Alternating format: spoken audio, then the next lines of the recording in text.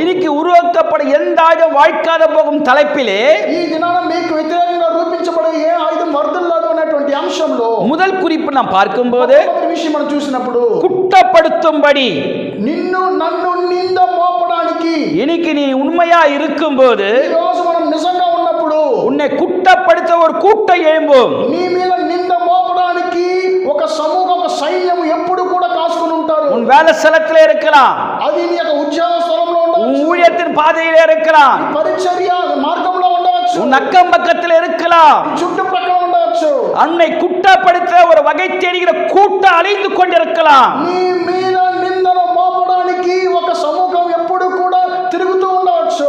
ஆனால் ஆண்டவர் சொல்லுகிறார், కానీ దేవుడు చెప్తున్నాడు, உன்னை குற்றப்படுத்துகிற எந்த கூட்டத்தின் சதி திட்டங்கள் வாய்க்காதே போகும் என்று தேவன் சொல்லுகிறார். వ్యతిరేకంగా నీ మీద నింద